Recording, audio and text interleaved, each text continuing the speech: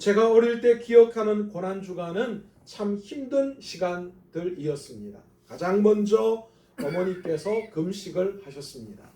어머니께서 금식하는데 내가 왜 힘드냐? 당연하죠. 집에 반찬이 확 줄어듭니다. 먹을 게 확 없어져요. 그리고 아버지께서도 이 고난주간에 주님의 십자가를 묵상해야 한다라고 하면서 세상적인 모든 즐거움들은 다 끊으셨어요. 그래서 뭐 TV나 이런 거, 또 뭐 노래나 이런 것들도 못 틀게 하셨어요. 그래서 모든 즐거움을 싹 없애버리셨어요. 그러니 이 고난주간에는 사실 마음 놓고 웃는 것도 어떻습니까? 사실 눈치 보여요. 어떤 재밌는 일이 있어서 하다가 이러면 안 되지. 고난주간인데 라고 이렇게 갑자기 푹 그 기분이 확 떨어지는 그런 일들이 가정에서 있었습니다. 제가 어렸을 때 교회도 마찬가지였던 것 같아요. 교회 안에서도 이 고난주간이 되면 예수님의 십자가를 묵상한다라고 하시면서 온통 교회의 분위기는 어둡고 또 침울한 분위기를 가지고 온 것이 사실입니다. 그리고 이 고난주간이 시작되면 이 특별 기도회 새벽 기도가 시작되면 노상 모든 권사님들 다 뭐 하셔요? 하고 그냥 기도 때마다 말씀 때마다 십자가가 선포될 때마다 우리 권사님들은 눈물을 훔치셨습니다. 사실 어린 저에게는 그래서 이 교회력으로 이 고난주간은 조금 저에게는 무섭게 다가오는 그런 주간으로 느껴질 때가 많았습니다. 그런데 사실 여러분, 십자가는 예수님이 십자가를 지셨는데 십자가는 무서움, 공포의 대상이 결코 아닙니다. 예수님이 십자가를 지시기 전까지 십자가는 최고의 형틀이었습니다. 그래서 누구도 십자가를 들 때에 벌벌 떠는 것이 십자가였지만 예수님이 십자가를 지시는 그 순간 십자가는 이제 뭐로 바뀌었습니까? 형틀이 아니라 무서움의 대상이 아니라 영광이요. 영원한 생명을 나타내는 상징이 되었다라는 것이지요. 여러분, 오늘 여러분에게 이 고난주간은 어떤 의미가 있습니까? 공포로 다가옵니까? 아니면 그냥 아무런 생각 없이 그냥 또 고난주간이려니 종료주일이려니 그냥 지나가는 한 주일에 불과하게 생각하고 계십니까? 신학을 공부하고 목사가 되어서 가장 깨달은 것 가운데 하나가 있다면 바로 고난주간의 의미입니다. 고난주간은 단순히 예수님의 십자가 고통을 되새기며 우리도 그 고통에 동참하는 그런 날로 결코 머물러 있어서는 안 됩니다. 어쩌면 여러분 우리가 감히 주님의 십자가의 그 고난을 동참한다는 것 그 자체도 어쩌면 잘못된 생각일 수 있습니다. 많은 분들이 고난주간 금식과 고난에 동참하는 그런 행위를 하시는데 여러분 자칫 잘못하면 이 행위가 예배의 어떤 하나의 행위로 생각되어질 경우 굉장히 위험한 행동으로 나타날 수 있다라는 거예요. 다시 말해서 내가 금식하고 내가 어떤 이 고난주간에 즐거움을 없애면서 했던 이 행위가 하나님 앞에서 예배적 행위가 될 것이다. 다른 말로 더 구체적으로 이야기하면 이것이 우리의 공의가 될 것이다. 그래서 그것을 보시고 그것이 하나님께 영광이 될 것이다 라고 착각하시는 분들 있을 수 있어요. 또한 주님의 십자가 고난을 묵상하고 마음 아파하는 정도로만 머물러 있는 것도 고난주간의 올바른 신앙의 모습이 아닌 줄 믿습니다. 우리는 이 고난주간 예수님께서 왜 십자가를 지셔야 했는가에 대한 바른 이해가 있어야 합니다. 그리고 섣불리 나도 고난에 동참하겠습니다 해서 우리의 삶에 어떠한 고난을 겪는 것 그것으로 나아가는 것이 아니라 그 고난의 의미를 제대로 깨닫고 그 고난을 묵상하며 하나님께서 원하시는 진정한 주님의 제자로서의 삶이 무엇인지를 알고 그 삶을 살아가기 위해 다짐하고 그 삶의 모습으로 나아가는 우리의 삶의 변화가 이 고난주간에 있어야 한다라는 것이지요. 그냥 고난에 한다고 금식하고 울고 눈물 닦고 하는 것으로 여러분 고난주간에 내가 해야 할 의무를 다했다라고 생각하는 것, 그것은 위험한 생각이라는 거예요. 저는 이번 고난주간이 우리 교회와 성도님들에게 신앙의 터닝 포인트가 되기를 간절히 소망합니다. 교회적으로도 그렇고 또한 우리의 삶도 사실 여러분 광야와 같습니다. 일주일을 살면요, 찬양 중에 광야라는 찬양을 꼭 한두 번은 찾아서 듣습니다. 왜 나를 깊은 어둠 속에 버려두시는지. 여러분, 우리의 삶은 정말 치열한 영적 전쟁입니다. 산다는 것 자체도 전쟁인 것 같아요. 그렇죠? 그런데 이 세상 속에서 그리스도인으로 산다라는 것, 여러분 이것은 한 차원 또 다른 문제라는 거예요.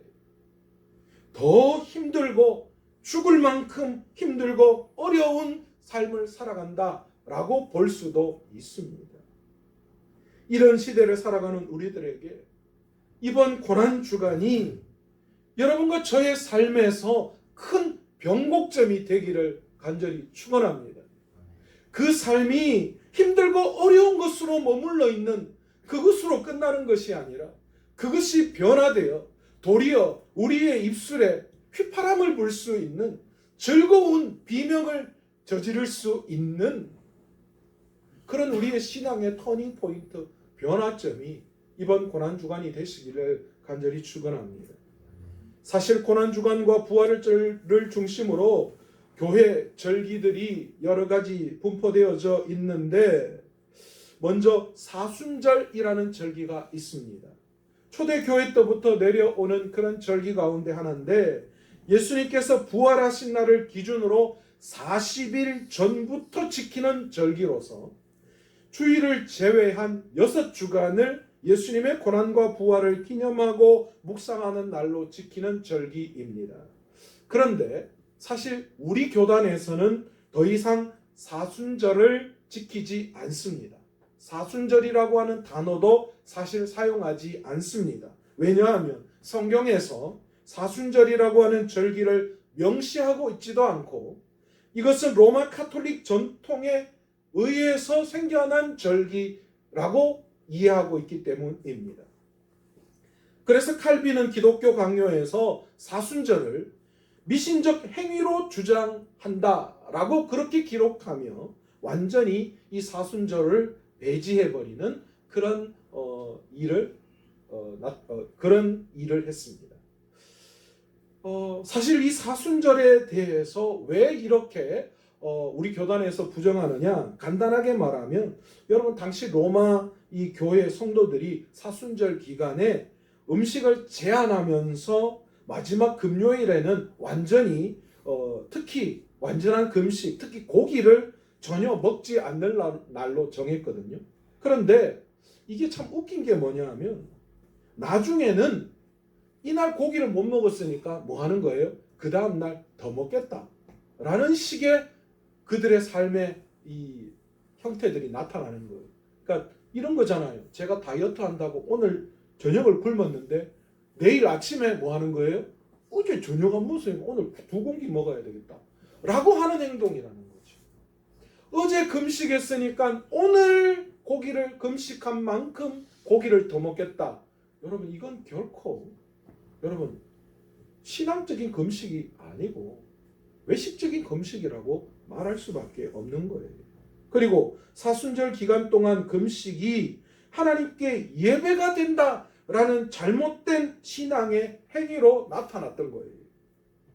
또한 삼위일체 하나님께서 온전히 중심이 되셔야 하는데 이 사순절 기간에는 오직 예수 그리스도에게만 초점을 맞추는 그런 문제가 나타나더라라는 겁니다. 그래서 우리 교단에서는 더 이상 사순절을 지키지 않습니다. 또 이 고난주간과 부활을 중심으로 교회적인 절기 중에 종료주일이 있습니다. 이 주일은 예수님께서 부활하시기 전 주일로 많은 사람들이 종려나무 가지를 흔들며 예수님이 예루살렘에 입성을 환영했던 날이라고 해서 붙여진 주일입니다. 그래서 오늘 우리가 종려주일, 예루살렘을 입성할 때에 사람들이 종려나무 가지를 흔들고 막 했기 때문에 그날을 기념하는 거예요. 고난주간은 오늘부터 시작되는 거죠. 세 번째로 고난주간이라는 절기입니다. 이날은 예수님이 부활하시기 전 한 주간을 의미하는 날로서 예수님께서 십자가에 달려 죽임을 당하시기 일주일 전을 의미하는 주간입니다. 저는 이번 종료주일을 시작하면서 이번 한 주간 고난주간을 통하여서 예수님께서 이 주간에 걸어가셨던 행적들을 추적하면서 그 한 날 한 날 안에 예수님께서 말씀하시고 싶으셨던 귀한 은혜가 무엇인지를 함께 나누어 보는 시간으로 가지려고 합니다. 그러니까 여러분, 이번 주간 팔씨기도회 때 어떻게 해야 될까요? 1번 참석해야 한다. 2번 참석 안 해도 된다. 충분히 은혜가 된다. 다들 1번을 선택하시기를 바랍니다. 아멘 안 하는 거 보니까 계획이 다 있으신가 봐. 주님이 오신 후 33년 3월 29일 일요일, 예수님께서는 드디어 그렇게 제자들과 사람들에게 말씀하셨던 대로 십자가를 지시기 위해서 예루살렘으로 입성하셨습니다. 사실 예수님의 이 예루살렘 입성은 유월절을 보내시기 위해서였습니다. 유월절을 지키기 위해서 모여든 많은 군중들과 또한 예루살렘 주민들은 메시아에 대한 기대로 가득 찼습니다. 예수님께서는 이런 기대와는 다르게 감람산에서부터 예루살렘으로 오는 길에 스가랴 선지자의 예언처럼 나귀 새끼를 타고 예루살렘으로 입성하셨습니다. 예수님께서는 제자들에게 맞은편 마을에 매여 있는 아무도 타보지 않은 나귀 새끼를 끌고 와라. 내가 그것 타고 예루살렘으로 입성하겠다 말씀을 하셨어요. 여러분, 세상의 왕들은 전쟁을 승리하고 사람들 앞에서 군림하며 행차를 했는데 그때의 여러분들 왕들, 특히 개선 장군들은 뭘 탔습니까? 군마를 탔습니다. 군마는 여러분 어떤 말일까요? 힘이 센 건장한 그런 말입니다. 때로는 왕들은 그 건장한 말이 이끄는 황금 수레를 타고 가면서 많은 도열에 있는 사람들에게 자신이 승리한 것에 대해서 취해 있거나 많은 사람들의 그 환호에 열광하는 그런 모습을 뽐내기도 했습니다. 그러나 만왕의 왕이신 예수님께서는 오늘 성경에 뭐라고 말씀하셨어요? 겸손하셔서 가난하고 낮아진 백성에게 어울리는 어린 나귀를 타셨다라고 성경은 기록하고 있습니다. 여러분, 예수님은 군마가 아니라 이단들이 이야기하는 그 백마, 유니콘 이런 걸 타시기에도 부족함이 없으신 분이신데, 그런데 그런 예수님께서 어린 나귀, 가장 볼품없고 나지막한, 그러니까 어린 나귀니까 예수님이 타셨을 때 아마 발이 이 바닥에 끌리셨을 거예요. 그런 모습으로 예루살렘에 입성하는 그 왕의 모습, 여러분 상상이 가십니까? 그런데 여러분, 예수님이 그렇게 하신 게 무슨 이유요? 예수님 당신을 위해서가 아니라 우리를 위해서다라고 말씀하고 계시는 겁니다. 예수님은 예루살렘에 들어가면 앞으로 어떤 일이 기다리고 있을 것인지 너무나도 잘 알고 계셨습니다. 그 길은 어쩌면 사람들은 환호할지 몰라도 예수님은 그 일 이후에 자신이 당하셔야 할 엄청난 고통을 알고 계신 분이셨다라는 것이지요.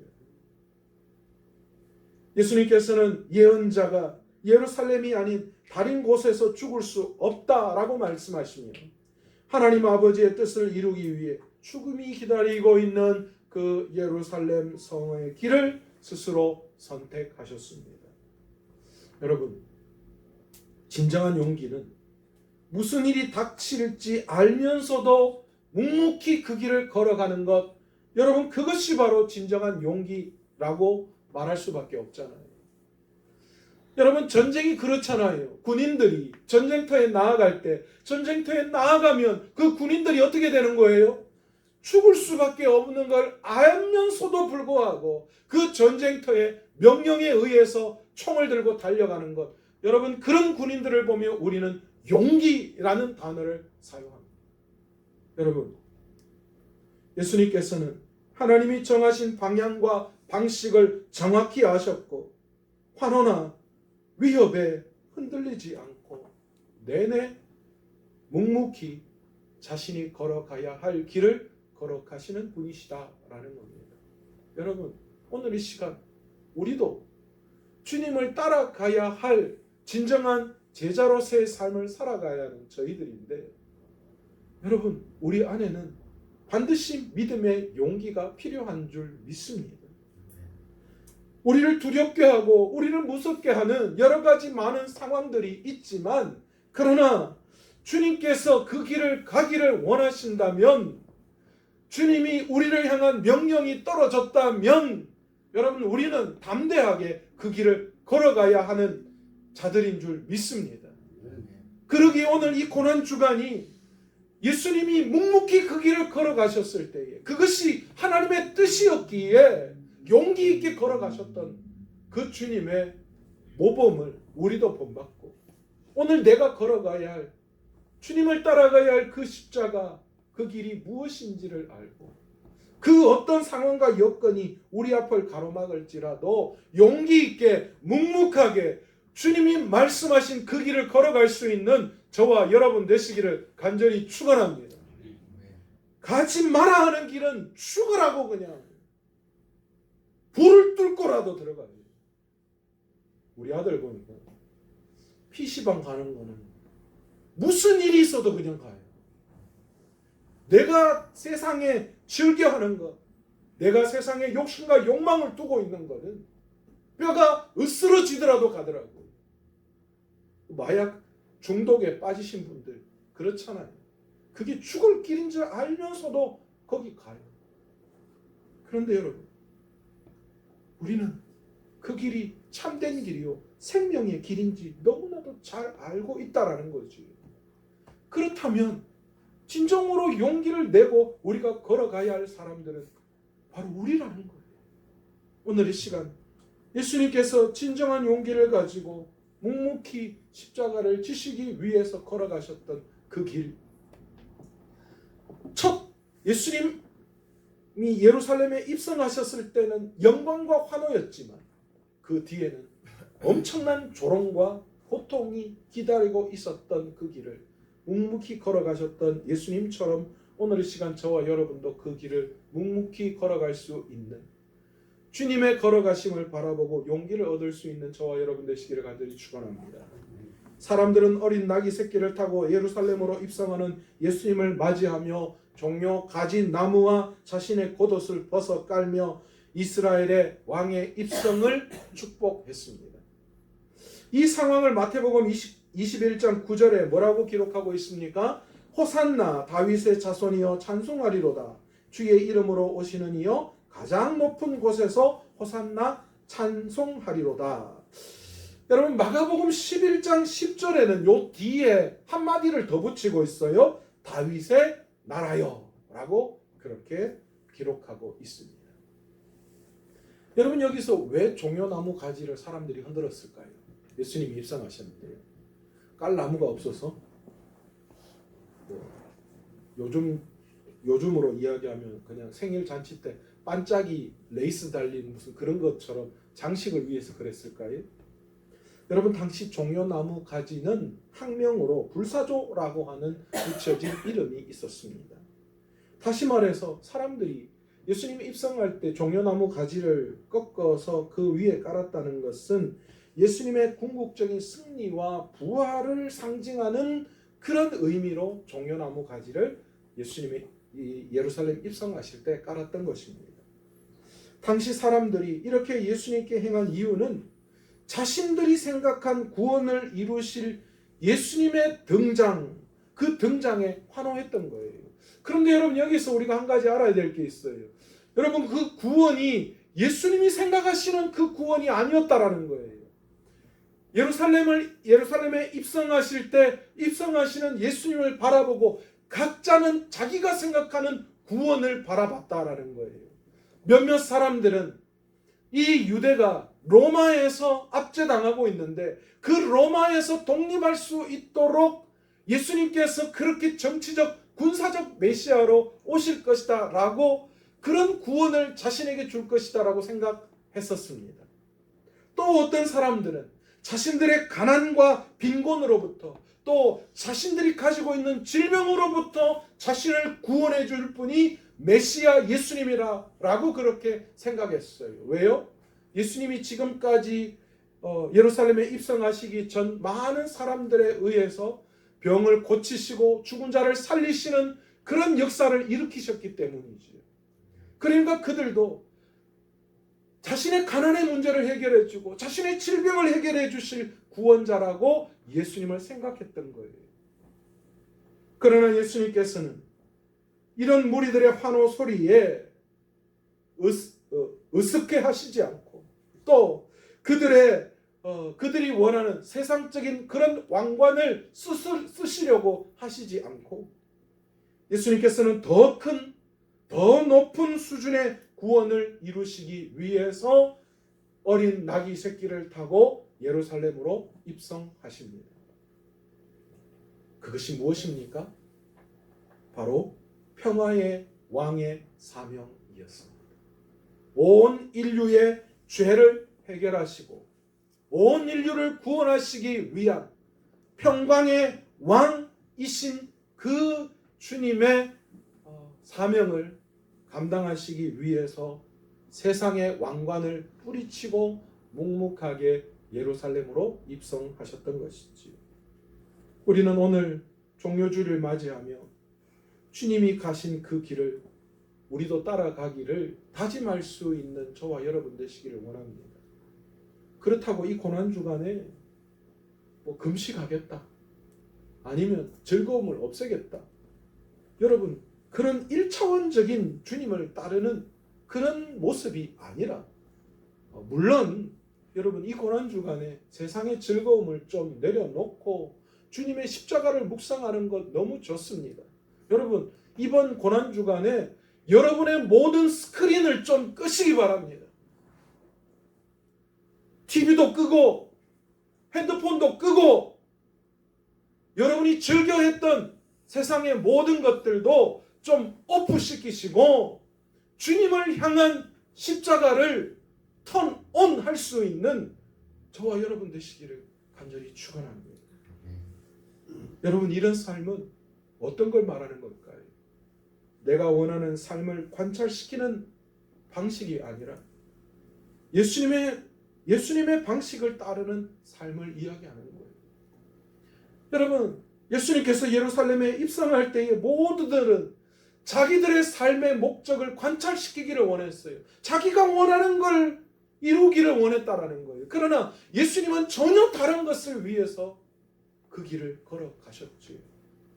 여러분, 오늘 저와 여러분은 어떻습니까? 오늘 저와 여러분이 이 고난주간을 감사하며 환영하며 영광을 올려드리는 것, 여러분 무엇을 위해서입니까? 이 고난주간을 보내면서 내가 원하는 삶의 그 어떤 것들을 주님을 통하여 이루시기를 원하시는 그런 여러분의 구원의 주님을, 그런 메시아를 오늘 이 시간 여러분이 꿈꾸고 있다면 여러분 그 생각을 좀 내려놓으실 수 있는 저와 여러분 되시기를 원합니다. 여러분, 주님처럼 낮고 낮은 겸손의 방식을 오늘 이 고난주간을 통하여 배울 수 있는 저와 여러분 되시기를 원합니다. 여러분, 이 고난주간 십자가를 묵상하며 자신의 자아실현을 이루기 위해서가 아니라 하나님께 온전히 자신을 양도하는, 다시 말해서 내 삶의 모든 권리를 내려놓고 주님을 위해서 살겠다는 다짐과 맹세를 할 수 있는 그런 고난주간으로 보낼 수 있는 저와 여러분 되시기를 간절히 축원합니다.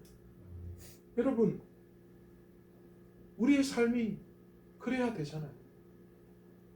내 삶을 좀 내려놓고, 내 권리를 좀 내려놓고 주님을 위해 사는 것, 여러분, 그것이 진정한 제자된 우리들의 삶이고요. 주님이 십자가를 통하여서 예루살렘에 입성하실 때 주님이 친히 그것을 우리에게 보이셨어요. 군마를 타고 불병거를 이끌고 예루살렘에 입성하실 수 있었지만 주님이 그러시지 않으셨다라는 거예요. 주님은 오직 주님 본인의 영광이 아니라 인류를 구원하실, 우리를 사랑하시고 우리를 위해서 십자가를 지셨다라는 것이지. 그러기에 오늘 이 시간, 이 고난주간 주님의 십자가를 묵상하며 단순히 주님의 고난에 동참한다, 아니면 섣부른 어떠한 행위를 통하여서 내가 이 고난주간 이렇게 했다라고 자랑하는 그런 모습이 아니라 성령의 도우심을 구하고 내 자신에 대한 권리를 좀 포기하고 참 제자로서의 길을 걸어감으로 말미암아 진정한 부활의 영광이 오늘 저와 여러분의 삶을 통하여 나타나기를 간절히 축원합니다. 주님이 고난의 잔을 피하시지 않았던 것처럼 오늘 저와 여러분도 그 고난의 잔을 피하지 않고 담대하게 용기 있게 감당하시기를 원합니다. 오늘 주님이 감당하신 것처럼 내 삶의 모든 영광을 좀 내려놓고 겸손히 주님을 따를 수 있는 이 고난주간이 다 되시기를 간절히 축원합니다.